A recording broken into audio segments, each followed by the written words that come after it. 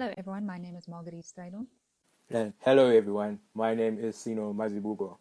and we are investigating limits of problem solvability by machine learning methods using a theory developed by our supervisor, Professor van Wyk. When can a machine not solve a problem? According to the 80-20 machine learning problem, when more training data does not mean better performance, or when the data is not linearly separable, or when the data does not have a specific pattern.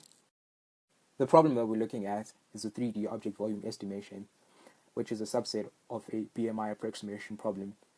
From the shapes generated, we are extracting the length, width, and height, which are fed to a neural network. A feed-forward neural network is used and trained using a backpropagation regression algorithm.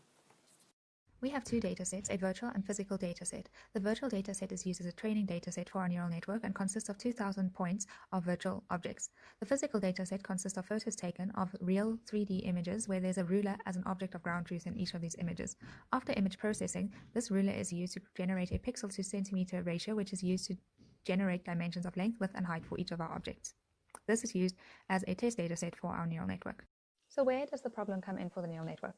On the left-hand side, you can see a dataset where we have three different shapes, each with their own data points and their own volumes. This means that the neural network can learn how to map a specific data point to a set volume. But on the right-hand side, you can see that we have two objects, a cube and a sphere, with the dimensions 555, which means that during its training, the neural network will learn how to map the points 555 to either 125 or 14.4.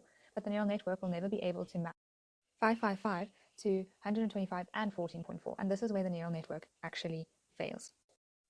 How to use the developed theory to achieve solvability for the given problem and our generated data set is that we first identify why the machine learning algorithm actually fails, and we investigate our input data. We further determine whether the problem is solvable or whether features must be added to the data, and the considered features are the number of vertices per axis or the number of sides the shape actually has, and we further retrain the machine and later determine if the transformation made does lead to solvability.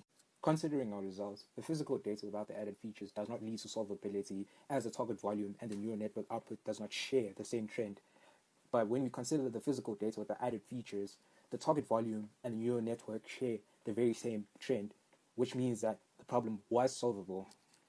It is known that a lot of time and resources are spent on machine learning algorithms in order to train them for optimal performance.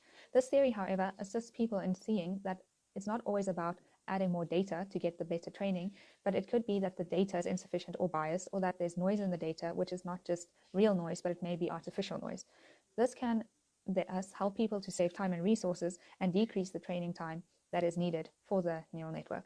It can also be applied to various fields. For instance, there are possible applications in quantum physics or other engineering applications. Thank you so much for watching our video.